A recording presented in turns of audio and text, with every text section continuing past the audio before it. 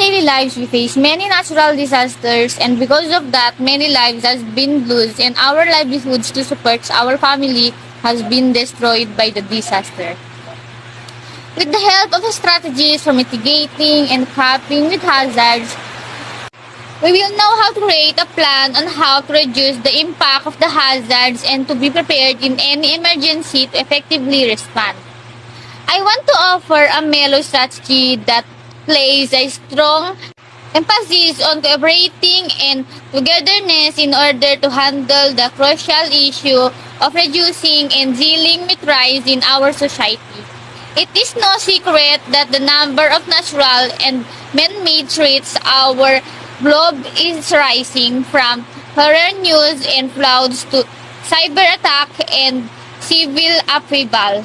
These difficulties can seem overwhelming, but by uniting as a community and adapting harmony-based philosophy, we can not only lessen our vulnerability but also create a society that is more robust and caring. I'm Reygie-Mae Barba. Hello. I am here today to talk about something that is really important. Becoming ready for disaster is a word where natural disaster can happen at any time. It is vital for us not only prepare for their arrival but also arm yourself with the information and techniques required for effectively reducing and coping with these threats. Natural and man-made disaster can have catastrophic effect on people, families, and entire communities. The list of potential threats is lengthy and includes anything from earthquakes that can rock the very foundations of our homes to flows that engulf our communities, wildfires that burned over large swaths of land, and pandemics that disturbs our daily lives. Although it is not possible that when or where disaster will strike, we have some control over our level, of them. With this information, we are better equipped to decide what actions we should take, reduce our vulnerabilities, boost our resilience, and safeguard our community, families, and ourselves. Knowing more about hazards enable us to react to disasters more skillfully, whenever it be by examining the local topography to locate flood-prone areas or knowing the tornado warning signs. To put it simply, this practice approach of planning and teaching creates solid basics of hazards mitigating and quarantines that we are better equipped to handle situations, eventually saving lives and limiting damage to our communities. How do strategies for mitigating and coping with hazards work? Evacuation plan. Create evacuation strategies for areas that face threats. Give the impacted place clear evacuation routes and shelters. Rise assessment and planning. Analyze rise truly to find any potential dangers. Create emergency and plan techniques for preparing for disaster. Public education and awareness. Inform the people about possible rise and how to be ready for them. Organize public education campaigns about safety precaution and evacuation strategies. How can we lessen the rise caused by natural disaster? Research and evacuation. To change techniques for predicting, monitoring, and mitigating, make investment in research and technological development.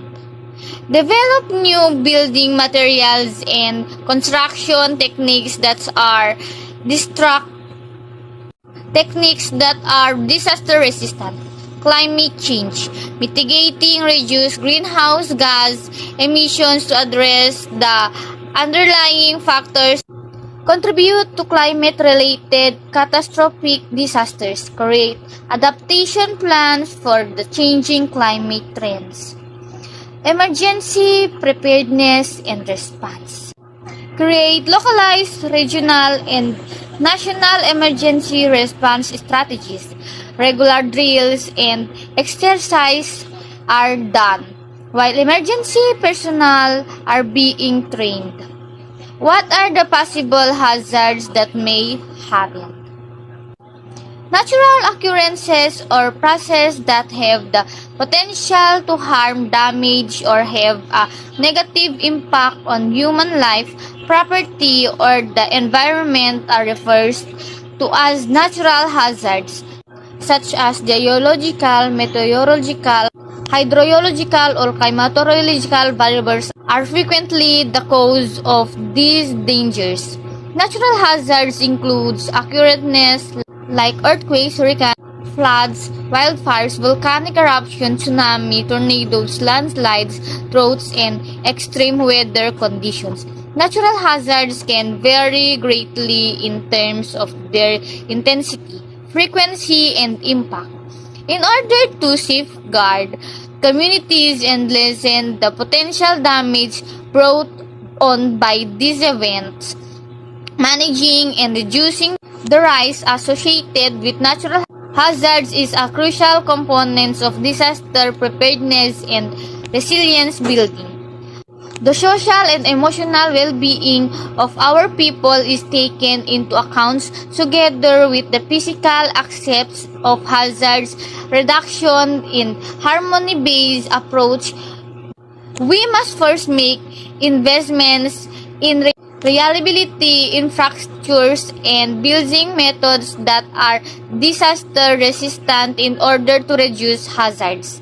It is crucial to inform our community of this rise and promote adherence to safety precautions at the same time. Additionally, encouraging a sense of cooperating and shared accountability among neighbors might result in more efficient emergency response.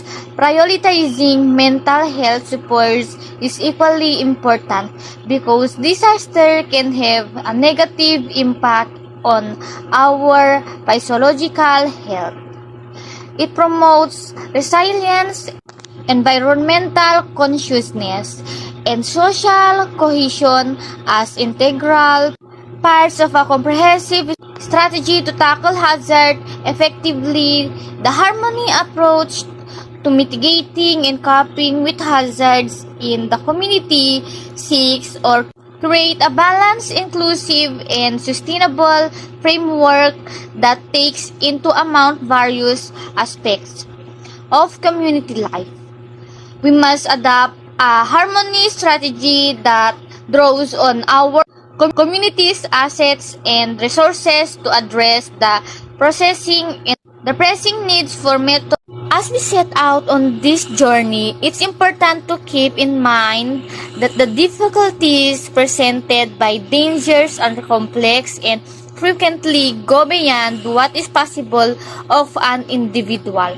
By using a harmony approach, we place an emphasis on cooperation, harmony, and a common dedication to preserving the well-being of our community.